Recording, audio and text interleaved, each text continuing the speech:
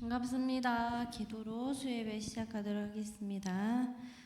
사랑의 주 하나님 아버지께 늘 감사 찬송 영광 올려드립니다. 날마다 마음과 생각을 다잡아서 세상 모든 유혹 물리치면서 살아가게 하여 주시옵소서. 아버지 하나님만 바라보며 늘 깨어 기도하게 하여 주시옵소서.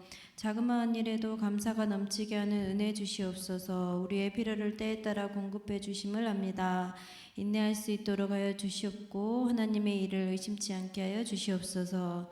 때로는 세상 문제에 넘어질 때도 있습니다. 이마저도 능히 이겨낼 수 있는 강함을 주시옵소서.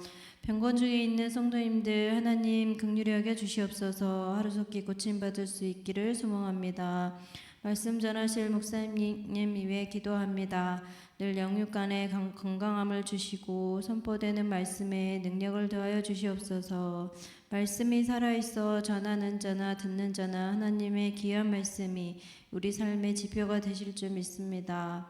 재개발로 인하여 다가올 재판 문제나 여러 가지 어려운 점들을 하나님의 권능으로 해결해 주시옵소서. 그리하여 교회가 있어야 할 곳에 세워질 수 있도록 아버지 도와주시옵소서. 오늘 예배 가운데서도 살아 역사하실 우리 주 예수 그리스도의 이름으로 기도합니다. 아멘.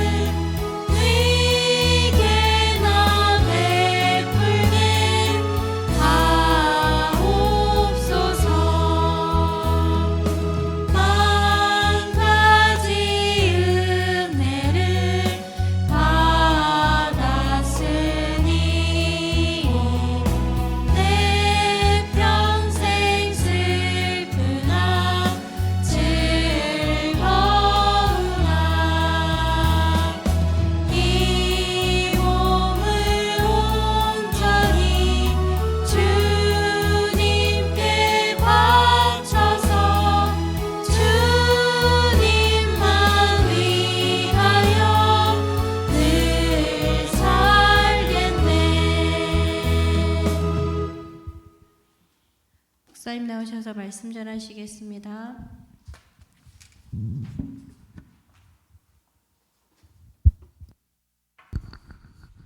하나님 말씀 출애굽기 20장 1절로 17절.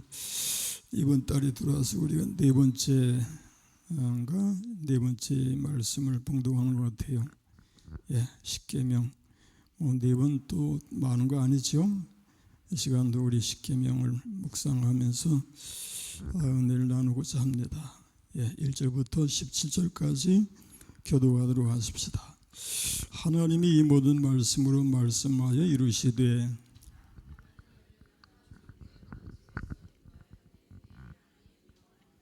너는 나 외에는 다른 신들을 내게 두지 말라.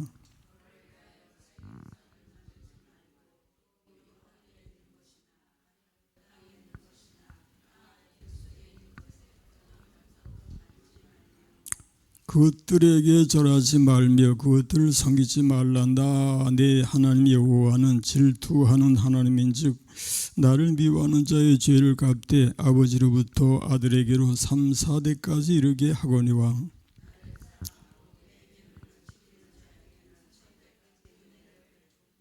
너는 네 하나님 여호와 이름을 망령되게 부르지 말라. 여호와는 그의 이름을 망령되게 부르는 자를 죄 없다 하지 아니하리라. 엿새 동안은 힘써 내 모든 일을 행할 것이나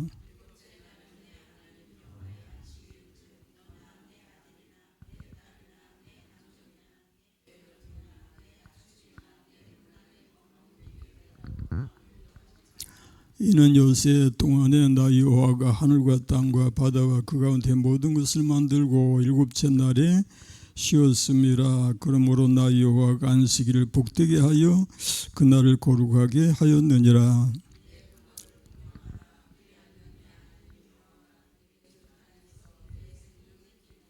살인하지 말라. 도둑질하지 말라. 다같이 내 이웃의 집을 탐내지 말라. 내 이웃의 아내나 그의 남종이나 그의 여종이나 그의 소나 그의 낙이나 물은 내 이웃의 소유를 탐내지 말라. 아멘. 기도하십시다. 하나님의 은혜를 감사합니다. 오늘도 주의 사랑을 입은 심령들이 주님 앞에 나왔습니다. 우리 하나님 앞에 경배드리며 주의 말씀을 묵상하려고 하오니 성령께서 우리 마음속에 지혜를 주시고 깨우쳐 알게 하여 주시고 그 말씀 우리 심령에 양식이 되게 하여 주옵소서. 종의 입술 주장해 주시기를 예수님의 이름으로 비옵나이다. 아멘. 아멘. 샬롬. 수예배에 임하신 여러분 모쪼록 영육으로 강건하시기를 축원합니다. 주님의 은총과 평강으로 승리하시기 바랍니다. 5월 가정의 달이 이제 하순에 이제 이르게 됐는데 요즘이 농촌에서는 모내기 하는 때죠. 중부지방이 저 남부지방보다 좀 빠르게 모내기를 좀 하는데 아마 지금쯤은 남부지역도 모내기를 다 했는가 모르긴 하겠는데요. 근데 이제 금년에는 제가 생각하기에는 비가 좀 자주 왔죠. 비가 자주 와서 모내기 하는 데에는 뭐 큰 문제가 없었을 것 같아요. 농부들의 입장에서는 참 하늘에서 때를 따라서 비가 내려지는 것이 얼마나 필요한 건지 모르죠. 그런데 도시에 사는 우리들은 그래서 대체로 비가 그저 자꾸 오면은 아이고 이거 날씨가 이 모양이야 그러고 무조건 그래서 날씨 탓만 하는데 비라고 하는 것은 사실 얼마나 고마운 건지요. 하나님이 우리에게 때를 따라서 비를 내려주심으로 우리가 양식을 먹고 또 비가 또 적당하게 내려져야 물이 공급될 수 있겠죠. 우리 한반도는 대한민국은 그래도 물이 부족하지는 않다고 하는데 전체적으로 평균 강수량이 보통 수준보다는 이제 높은 편이라고 그래요. 그렇지만 요즘에 와서는 중부 지역으로 이제 강수량이 줄어들고 있다, 그런 얘기도 이제 듣습니다. 그래서 물이라는 게 얼마나 고마운 것인지, 그리고 또 하늘에서 비가 내려진다고 하는 것이 얼마나 고마운 것인지, 하나님이 우리에게 물을 주신다고 하는 것에 대해서 우리가 늘 감사하는 마음을 가짐이 마땅한 줄로 믿습니다. 예, 참 사실 하늘에서 그냥 태양이 쨍쨍 찌르다가 또 거기서 물이 내려진다고 하는 것이 신비 그 자체가 되죠. 예, 그것도 그래서 뭐 폭포수가 그냥 쏟아지는 것이 아니라, 예, 물조리개로 물을 뿌리듯이 가느다랗게, 예, 골고루 산이고 들이고 바치고, 예, 그 물이 뿌려지게 하는 것도 신비로운 하나님의 참 역사이고요. 그것이 또 그렇게 되기까지는 바다에서 구름이 만들어지고 그것이 바람에 의해서 육지로 또 몰려와서 또 비가 돼서 땅에 내리고, 그렇게 해서 모든 곡식이 또 식물이 자라고, 예, 모든 것이 참, 예, 하나님의 그 신비로운 그 섭리, 이를 제 실감하게 합니다. 예, 그런데 우리는 이 자연을 보면서 하나님께서, 예, 자연 계시라고 하는 게, 예, 하나님께로부터 주어진 것임을, 예, 알 수가 있는데요. 바울의 아덴 전도 이야기에 들어가 보면 그런 말씀이 나와요. 사도행전 17장에 한번 들어가 보십시다. 사도행전 17장 22절 이하의 말씀. 예, 사도행전 17장 22절로 31절. 예, 거기 보면 바울이 아레오하고 가운데 서서 말하되 아덴 사람들아 너희를 보니 범사에, 예, 20절 네가 어떤 이상한 것을 우리에게 들려주니 그 무슨 뜻인지 알고자 하노라 하니 21절 계속, 예, 모든 아덴 사람과 거기서 나그네 된 애국인들이 가장 새로운 것을 말하고 듣는 것 외에는 달리 시간을 쓰지 않음이더라. 바울이 아레오바고 가운데 서서 말하되 아덴 사람들아 너희를 보니 범사에 종기여심이 많도다. 그리고 내가 두루다니며 너희가 위하는 것들을 보다가 알지 못하는 신에게라고 새긴 단도 보았으니 그런즉 너희가 알지 못하고 위하는 그것을 내가 너희에게 알게 하리라. 그리고 이제 24절에 보니까 뭐라고 합니까? 우주와 그 가운데 있는 만물을 지으신 하나님께서는 천지의 주제시니 손으로 지은 전에 계시 아니하시고 또 무엇이 부족한 것처럼 사람의 손으로 섬김을 받으시는 것이 아니니 이는 만민에게 생명과 호흡과 만물을 친히 주시는 이심이라. 그리고 인류의 모든 족속을 한 혈통으로 만드사 온 땅에 살게 하시고 그들의 연대를 정하시며 거주의 경계를 한정하셨으니 이는 사람으로 혹 하나님을 더듬어 찾아 발견하게 하려 하심이로되 그는 우리 각 사람에게서 멀리 계시지 아니하도다 하고까지, 여기만 해도 이제 일반 계시, 자연 계시적 입장에서 이제 사도 바울이 아덴에서 이제 설교하는 거죠. 인류의 모든 족속을 한 혈통으로 만드사 온 땅에 살게 하시고 그들의 연대를 정하시고 거주의 경계를 한정하셨으니 이는 사람으로 혹 하나님을 더듬어 찾아 발견하게 하려 하심이로되, 일반적인 그 은총, 자연 계시를 통해서 하나님을 알 수 있도록 그렇게 이제 하신다, 그런 말씀인데, 그 다음에 28절 이하에 보면은 그것만이 아닌 하나님의 그 특별한 은총, 특별 계시라고 할 수 있는 이야기가 나옵니다. 28절부터 읽어보십시다. 우리가 그를 심입어 살며 기동하며 존재하느니라. 너희 시인 중에 어떤 사람들의 말과 같이 우리가 그의 소생이라 하니 이와 같이 하나님의 소생이 되었은즉 하나님을 금이나 은이나 돌에다 사람의 기술과 고안으로 세인 것들과 같이 열 것이 아니니라. 그랬고 알지 못하던 시대에는 하나님의 간과하셨거니와 이제는 어디든지 사람에게 다 명하사 회개하라 하셨으니 이는 정하신 사람으로 하여금 천하를 공의로 심판할 날을 작정하시고 이에 그를 죽은 자 가운데서 다시 살리신 것으로 모든 사람에게 믿을 만한 증거를 주였음이니라 하니라. 여기까지에서는 이제 사도 바울이 일반 계시, 자연 계시가 아닌 특별 계시를 말씀한다라고 할 수 있습니다.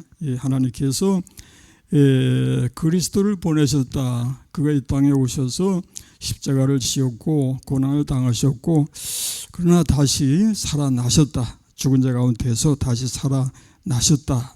이렇게 해서 우리 주님이 부활하심으로 만민에게 그 부활의 복음이 전파되게 하신 것은 바로 특별 계시라고 할 수 있는 그런 것입니다. 우리가 이제 성경 66권을 가리켜서 또 그렇게 얘기합니다. 하나님께서 특별 계시로 우리에게 기록해서 남겨주셨고 우리로 그것을 읽고 듣고 배우게 하셔서 그 말씀을 우리가 하나님 앞에 세움을 받게 되었다. 그렇게 말하죠. 이렇게 해서 우리 하나님께서 우리로 은혜를 내리셔서 우리 하나님을 알게 하시는 역사, 그것은 이 하나님의 특별한 은총이 아니면은 되지 아니합니다. 여기 앉아 계신 여러분이나 저나 마찬가지입니다. 하나님께서 우리 모두를 특별한 은혜로 성령의 감동과 역사로 인도해 주셔서 하나님을 알게 하시고 우리 하나님을 섬겨 살게 하신 것을 감사하십시다. 그래서 그는 허물과 죄로 죽었던 너희를 어떻게 하시도다? 살리셨도다. 우리를 살리신 하나님. 이것은 너희에게서 난 것이 아니요 하나님의 선물이다. 행위에서 난 것이 아니니 이는 누구든지 자랑하지 못하게 합니다.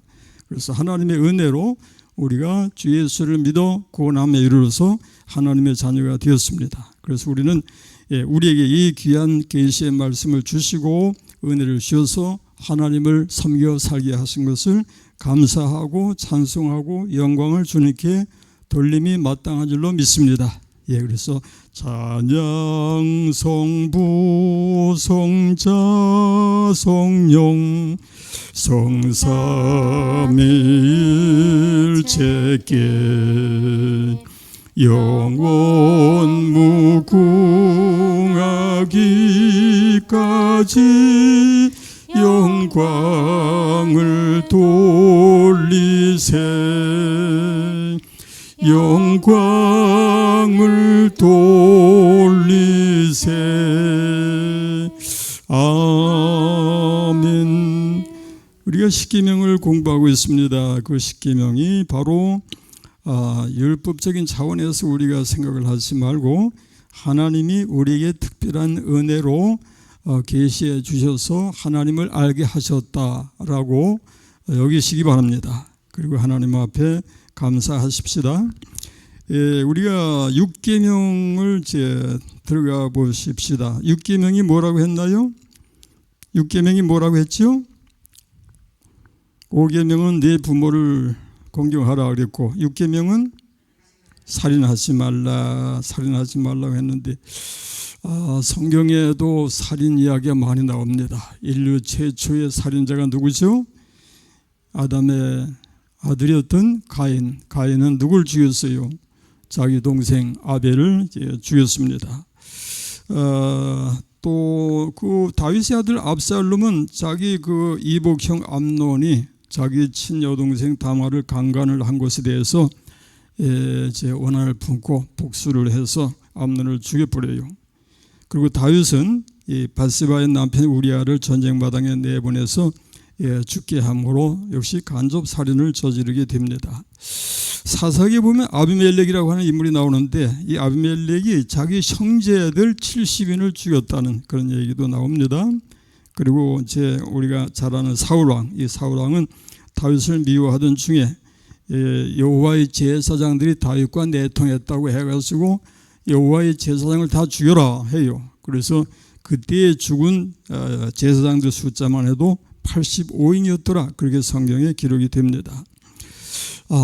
이 세상에서는 계속해서 살인 이야기가 많이 나오고 그제만 해도 그거 어딘가 중국 동포가 3천만 원 빚을 내놓지 않는다고 해서 이 두 사람을 이제 살해를 하게 되고 또 큰 중상을 이제 입은 사람들도 있다고 그래요. 그런데 참 그런 일들은 우리 주변에서 얼마든지 참 일어나는 그런 일들이고, 앞으로도 이 세상은 얼마든지 그렇게 참 살인으로 가득한 그런 세상이 될 수밖에 없다라는 것을 우리가 느끼게 됩니다.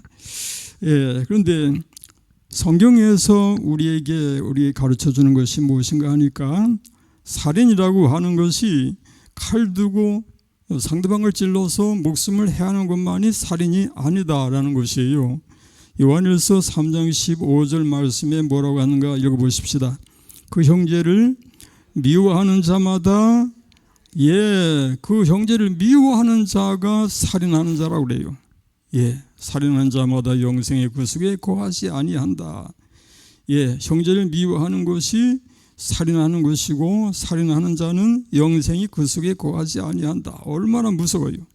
또 요한일서 2장 9절에 보니까 빛 가운데 있다 하면서 그 형제를 미워하는 자는 어둠에 있는 자라 그랬어요. 뭐 미워했다고 해서 경찰이 당장 와서 잡아가진 않겠죠. 그러나 미워하는 것이 살인이라고 하는 것이 성경적 입장인 것을 생각하면 경찰이 잡아가지 않는다 할지라도 하나님 앞에서 미움과 이 분노를 표출하는 것이 얼마나 무서운 죄악이 되는 것인가를 우리는 여기서 실감하게 됩니다. 그러므로 우리가 히브리서 12장 14절 말씀에서 가르쳐주는 대로 모든 사람과 더불어 화평함과 거룩함을 따르라. 이것이 없이는 아무도 주를 보지 못하리라고 했습니다. 우리가 항상 이 말씀을 기억한다면은 모든 사람과 더불어 화평함과 거룩함을 따르는 것이 마땅한 줄로 믿습니다. 왜? 그렇게 하지 아니하면은 누구를 보지 못해요? 줄 보지 못하리라 했어요. 그러니까 이것은 우리가 그래서 가능하면 그렇게 살아라 하는 것이 아니라 우리 믿음의 형제들은 마땅히 아주 당연히 반드시 이렇게 하지 아니하면 안 돼. 그런 얘기예요. 그래서 우리는 참 우리가 감정의 동물이라고 해서 때로는 이제 분노를 표출하기도 하고 뭐 투쟁과 분노 뭐 있는 것이 인생이지만, 그러나 그럼에도 불구하고 우리는 이 하나님을 섬겨 사는 하나님의 백성인 것을 기억을 해서 이것이 하나님이 원하시는 것이 아니고 하나님이 바라시는 것이 아니다라고 느낄 때는 그것을 희정할 수 있는 그런 지혜가 우리에게 필요한 줄로 믿습니다. 그게 바로 믿음이고요. 그래서 모든 사람과 더불어 화평함과 거룩함을 따르라. 이것이 없이는 아무도 주를 보지 못하리라 했으니 모든 사람과 더불어 화평함과 거룩함을 따르는 삶을 위하여 힘쓰고 애쓰고 기도해야 마땅한 줄로 믿습니다. 그래서 찬송하십시다. 사랑하는 주님 앞에 형제자매 한자리에 크신 은혜 생각하며 즐거운 찬송 부르네. 내 주 예수 복을 받아 모든 사람 내 몸같이 환난 근심 위로하고 진심으로 사랑하세. 사랑하는 주님 앞에, 사랑하는 주님 앞에 온갖 충성 다 바쳐서 괴로우나 즐거우나 주님만 힘써 섬기네. 우리 주님 거룩한 손 제자들의 발을 씻어 남 섬기는 종의 도를 몸소 행해 보이셨네. 끝까지. 그 다음에 제7계명은 뭡니까? 간음하지 말라 그랬죠. 창세기 19장에 보니까 소돔성 이야기가 나옵니다. 우리 어디 들어가 읽어보십시다. 저녁 때 그 두 천사가 소돔에 이르니 마침 롯이 소돔 성문에 앉아 있다가 그들을 보고 일어나 영접하고 땅에 엎드려 절하며 이르되 내 주여 돌이켜 종의 집으로 들어와 발을 씻고 주무시고 일찍 일어나 갈 길을 가소서. 그들이 이르되 아니라 우리가 거리에서 밤을 새우리라. 롯이 간청하며 그제서야 돌이켜 그 집으로 들어오는지라.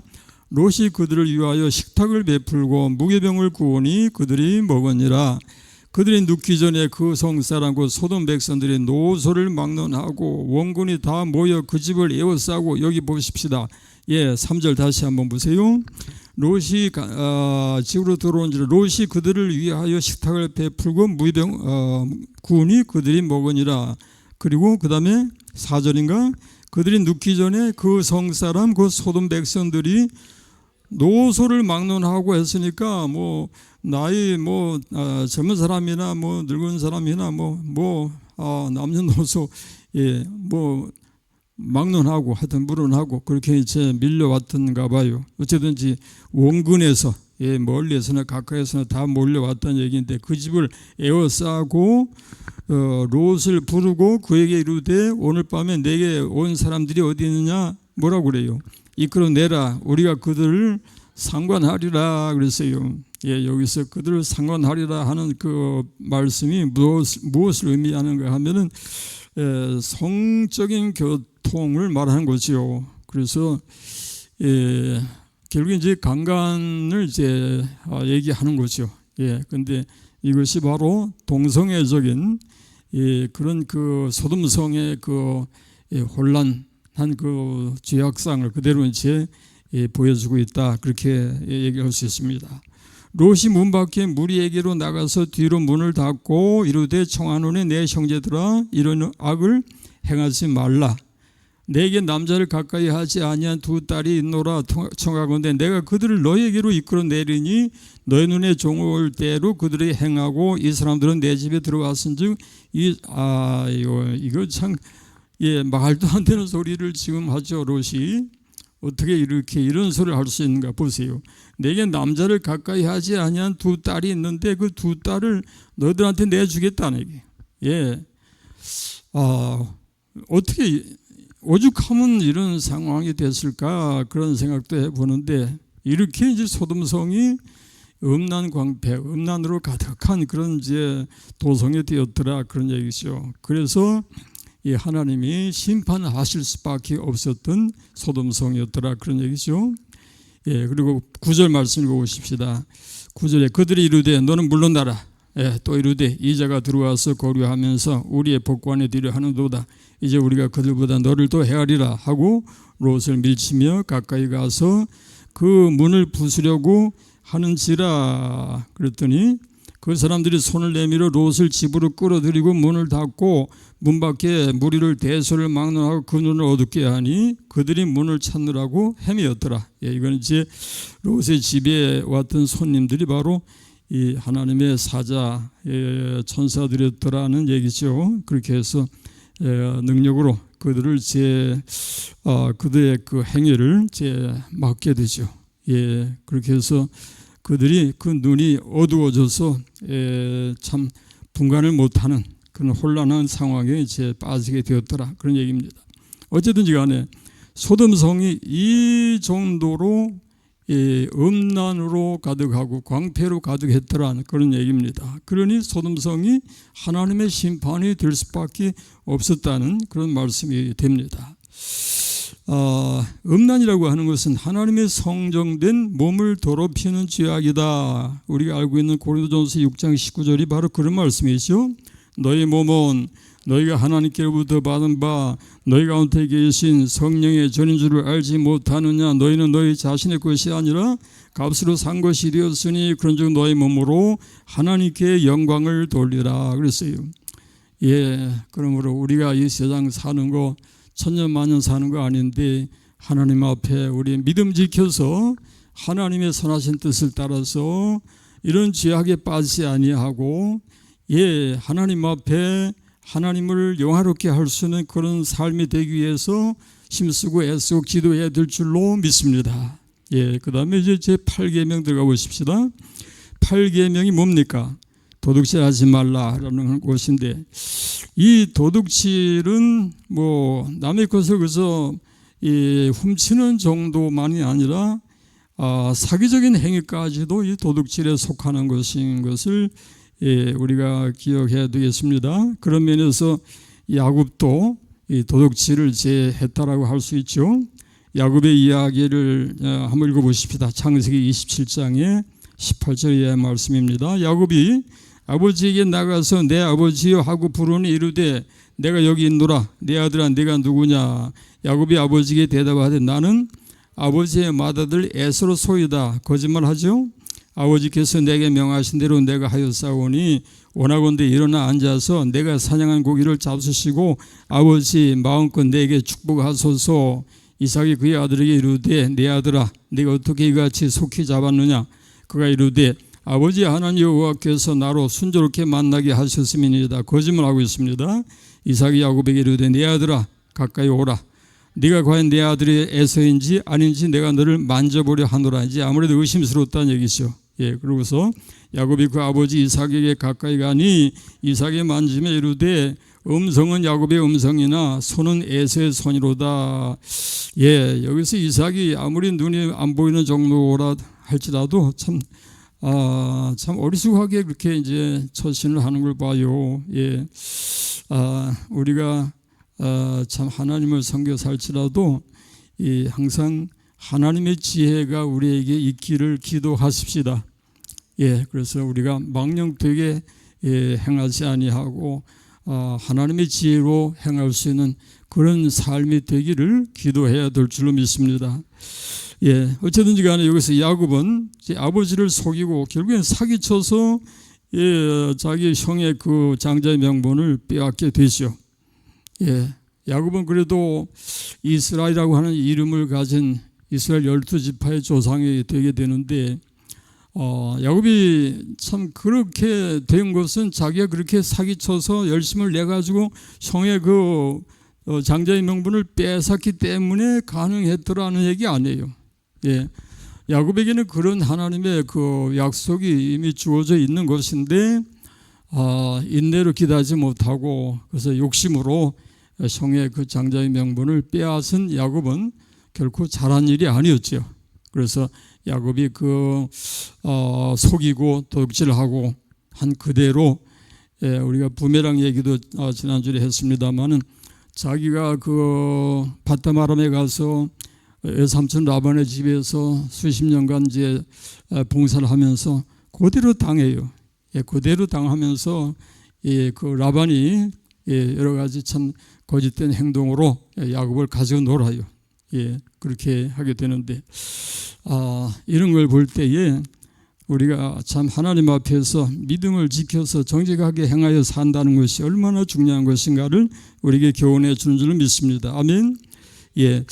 그 다음에 이제 열왕기상서 21장에 보면은요, 이건 제 9계명의 얘기예요. 9계명의 얘기인데 이세벨의 이야기이거든요. 이거 우리가 또 좀 길지만 읽어보십시다. 열왕기상서 21장 1절부터 읽어보십시다. 그 후에 일이 있으니라. 이스라엘 사람 나봇에게 이스라엘에 포도원이 있어 사마리아 왕 아합의 왕궁에 가깝더니 아합이 나봇에게 말하 이르되 네 포도원이 내 왕궁 곁에 가까이 있으니 내게 주어 채소밭을 삼게 하라. 내가 그 대신에 그보다 더 아름다운 포도원을 내게 줄 것이요 만일 네가 좋게 여기면 그 값을 돈으로 내게 주리라.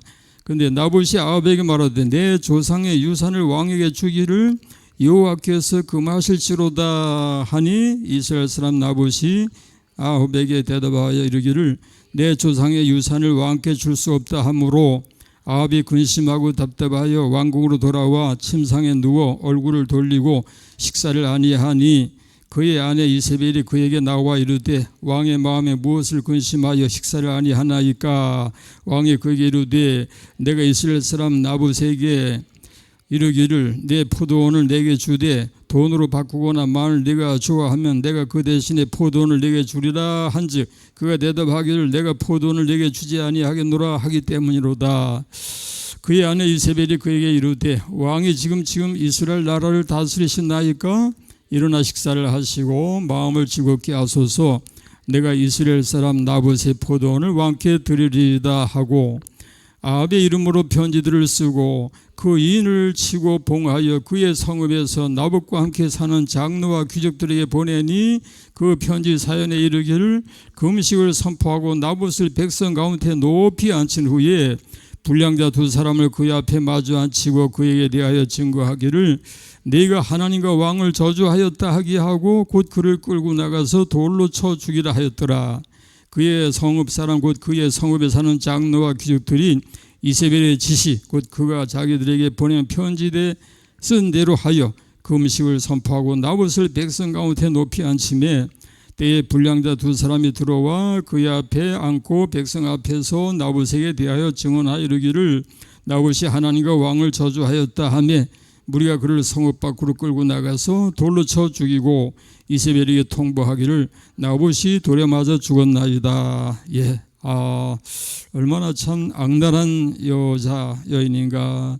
이 이세벨이라고 하는 여자가 이렇게도 악하고 악한 여성이었는데 어떻게 이스라엘의 왕비가 되었어요. 아방의 아내가 되어서 온 이스라엘을 우상으로 가득하게 채운 그런 여자였고 또 이렇게 참 악랄하게 그 거짓 증인을 세워가지고 나봇이라고 하는 선한 백성을 이렇게 죽이고 그것을 빼앗는 그런 짓을 저질렀죠. 그 다음에 그렇게 해서 하나님이 이세벨에게 어떻게 이제 진노하시는가 하니까 열왕기상서 21장 17절 들어가 보십시다. 여호와의 말씀이 디벳 사람 엘리야에게 임하여 이르시되 뭐라고요? 18절 너는 일어나 내려가서 사마리아에 있는 이스라엘 아합 왕을 만나라. 그가 나봇의 포도원을 차지하러 거리로 내려간다니 너는 그에게 말하여 이르기를 여호와의 말씀이 네가 죽이고 또 빼앗았느냐 하셨다 하고 또 그에게 이르기를 여호와의 말씀이 개들이 나봇의 피를 핥은 곳에서 개들이 내 피 곧 내 아합이 엘리야에게 이르되 내 몸의 피도 핥으리라 하였다 하라. 그리고 아합이 엘리야에게 이르되 내 대적자여 네가 나를 찾았느냐 대답하되 내가 찾았노라. 네가 내 자신을 팔아 여호와 보시기에 악을 행하였으므로 여호와의 말씀이 내가 재앙을 네게 내려 너를 쓸어버리되 네가 속한 남자는 이스라엘 가운데에 매인자나 노인자를 다 멸할 것이요 또 내 집이 느바스의 아들 여로보암의 집처럼 되게 하고 아이아의 아들 바하사의 집처럼 되게 하리니 이는 네가 나를 노하게 하고 이스라엘이 범죄하게 한 까닭이니라 하셨고 이세벨에게 대하여도 여호와께서 말씀하여 이르시되 개들이 이스라엘 성읍 곁에서 이세벨을 먹을지라. 이 정도면은 결국 이제 하나님의 진노가 이세벨에게 얼마나 참 무섭게 임하는가를 이제 볼 수 있는데요. 이렇게 해서 정말 세기의 악녀라고 할 만한 이 이세벨 이 여인의 그 결과는 하나님의 심판으로 끝이 나게 됩니다. 그래서 거짓 증거하는 것이 이렇게 무서운 것이라는 것을 여기서 이제 교훈해 주죠. 그 다음에 제10계명 내 이웃의 집을 탐내지 말라 하는 말씀을 우리가 본문 17절 읽어보십시다. 본문의 17절 말씀 내 이웃에 대하여 17절 내 이웃의 집을 탐내지 말라. 내 이웃의 아내나 그의 남종이나 그의 여종이나 그의 소나 그의 낙이나 모든 내 이웃의 소유를 탐내지 말라 그랬습니다. 이 10계명은 탐심을 금지하라는 그런 계명인데 탐을 낸다고 하는 거 사람이 탐을 낸다고 하는 거 실제로 그것은 그 행동으로 옮겨지지는 않았죠. 탐을 낸다 마음속에 그냥 탐을 낸 것뿐이다 이렇게 이제 얘기할 수 있지만은 그러나 사실은 하나님 앞에서는 그것이 얼마나 무서운 죄악이 되는가를 여기서 이제 지적을 하고 있는 겁니다. 왜냐하면은 이 탐심이 바로 우상숭배니 간음이니 도둑질이니 기타 모든 죄를 불러일으키는 그런 근원이 되는 것이다. 그런 것이고요. 이것이 바로 자기의 그 안일과 욕심만을 채우려는 아주 극단적인 그런 이기주의의 발로가 된다는 것입니다. 그래서 이 탐내는 것 이것이 결국에 욕심이 되는 것인데 그 욕심이 그만큼 무섭다 그런 얘기입니다. 속담에 욕심이 눈을 가린다라는 이제 이야기가 있죠. 욕심이 눈을 가린다. 그 말은 눈을 가린다고 하는 얘기는 이제 소경이 된다 그런 얘기가 되겠는데, 결국에 욕심으로 가득한 사람이 그렇게 아무것도 보지 못하는 맹인이 되는 그런 것을 이제 얘기하죠. 그러므로 욕심을 품는다고 하는 것이 얼마나 무서운 죄악이 되는 것인가 하는 것이고요. 욕심이 잉태한즉 죄를 낳고 죄가 장성한즉 뭘 낳는다고 그래요? 사망을 낳느니라 그랬어요. 그러므로 이 욕심이라고 하는 것은 사람의 욕심이 없으면 뭐 살지 못한다고 하지만은 우리 마음에 이 욕심이 가득할 때에 그 욕심이 얼마나 무서운 죄를 짓게 하는 것인가를 우리가 기억해야 된다는 것입니다. 이 욕심이 우리에게서 이 욕심이 이렇게 일어나는 이유가 뭔가 하니까 하나님의 말씀에 순종하는 자세가 부족하고 또 현재 주어진 것에 대한 만족이 없기 때문에 이렇게 욕심을 낼 수밖에 없는 것이 인간이다. 그렇게 얘기할 수 있겠는데요. 디모데전서 6장 9절 말씀을 우리 읽어보십시다. 디모데전서 6장 9절에 뭐라고 하는가요? 부하려 하는 자들은 시험과 올무와 여러 가지 어리석고 해로운 욕심에 떨어지나니 그 사람으로 파멸과 멸망에 빠지게 하는 것이라. 부하려 하는 자들은 이렇게 시험과 올무와 여러 가지 어리석고 해로운 욕심에 떨어진다. 옛날에는 우리가 보통 그래서 이 부자 된다고 하는 것이 그렇게 좋은 거라고 생각을 했죠. 그러므로 심지어 교회에서도 부자 되세요, 부자 되세요. 이제 그 뭐 마치 이제 축복하는 소리처럼 그렇게 많이 이제 얘기하곤 했는데, 그러나 사실 부자가 된다고 하는 것이 세상에서 부자가 된다고 하는 것이 결코 좋은 일만은 아니다라는 것을 우리는 잘 알고 있습니다. 아멘.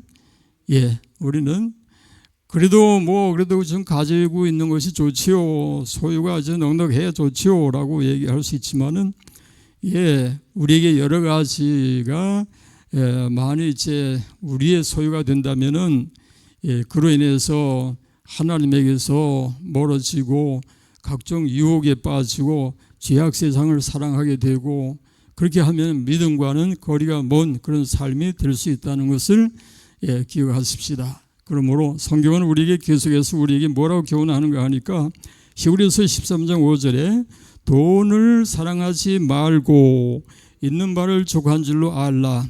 그가 친히 말씀하시기를 내가 결코 너희를 버리지 아니하고 너희를 떠나지 아니하리라 하셨느니라 그랬습니다. 우리가 돈을 사랑하지 말고 있는 바를 족한 줄로 알라라고 해서 뭐 있는 바가 뭐 있어야지 있는 바를 족한 줄로 알지요라고 얘기할지 모르지만은 이 말씀이 귀합니다. 그가 친히 말씀하시기를 내가 결코 너희를 버리지 아니하고 너희를, 그거면 됐습니다. 아멘. 우리 주님이 버리지 아니하시고 우리를 떠나지 아니하시면은 돈이 천만금이 있는 것보다 더 낫다라고 믿어지시기를 축원합니다. 우리 주님은 모든 것의 주인이 되심에, 그래서 우리가 구할 것은 땅의 것이 아니라 하나님의 나라와 그의 의를 구하면은 이 모든 것을 너에게 어떻게 더하시리라. 축복을 누리시길 축원합니다. 기도하십시다. 하나님 아버지 감사하고 감사합니다. 우리가 이 세상 사는 동안에 많은 죄의 유혹이 우리를 넘어뜨리고 쓰러지게 하지만 주의 말씀을 따라서 순종하는 삶이 되기를 원합니다. 성령께서 우리 마음들을 주장하여 주시고 믿음을 지켜 승리하는 삶이 되게 하여 주옵소서. 예수님의 이름으로 기도합니다. 아멘. 영광을 받으신 만유의 주여, 우리가 명령을 따르리다.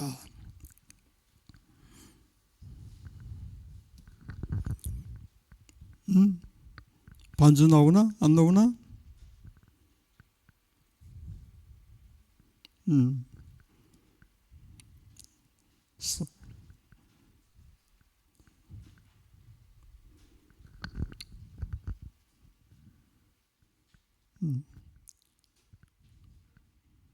331장 그냥 부를까? 뭐 이상했는가 봐. 그냥 부릅시다. 우리 영광을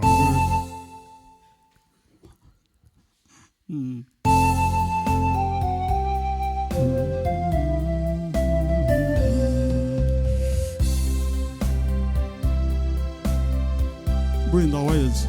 주여 우리가 명령을 따르리다.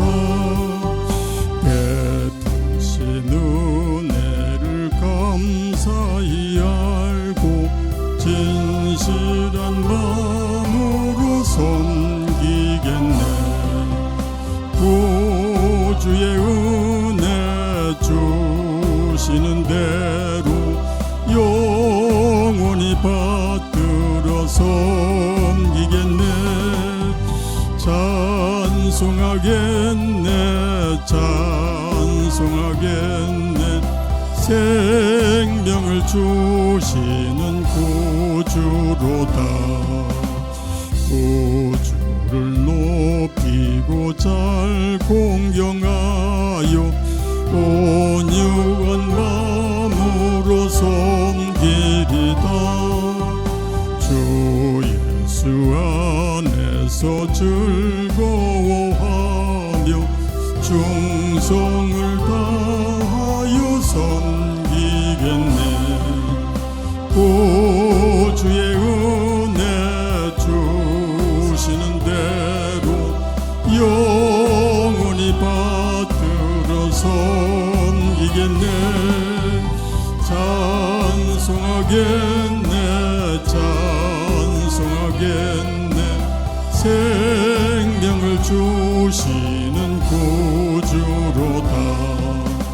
예수를 믿고서 늘 사랑하여 참 기쁜 마음으로 섬기리다.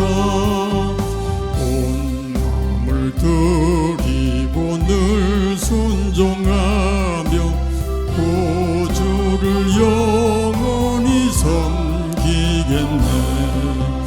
구주의 은혜 주시는 대로 영원히 받들어 섬기겠네. 찬송하겠네. 찬송하겠네. 생명을 주시는 구주로다. 날씨가 이제 갑자기 더워지는 것 같은데 건강 관리 잘 해서 승리하시기 바랍니다. 요즘에 저 대만하고 홍콩에서는 코로나가 다시 또 유행을 한다는 뉴스가 있더라고요. 그래서 우리나라도 또 조심하지 않으면 또 옛날처럼 또 예전처럼 또 그런 또 문제가 또 발생할까 봐 걱정을 하게 되는데 우리 상가 조심하고 기도하십시다. 주기도로 마칩니다. 하늘에 계신 우리 아버지 거룩하게 하시며 아버지의 나라가 오게 하시며 아버지의 뜻이 하늘에서와 같이 땅에서도 이루어지게 하소서. 오늘 우리에게 일용할 양식을 주시고 우리가 우리에게 잘못한 사람을 용서하여 준 것 같이 우리의 죄를 용서하여 주시고 우리를 시험에 빠지지 않게 하시고 악에서 구하소서. 나라와 권능과 영광이 영원히 아버지의 것입니다. 아멘. 아멘. 감사합니다. 우리 인사 나누십시다. 샬롬. 그리고 건강하세요. 건강하세요. 그리고 승리하세요. 또 사랑합니다. 사랑합니다. 감사합니다. 우리 묵상 기도 하시면서 마치도록 하십시다.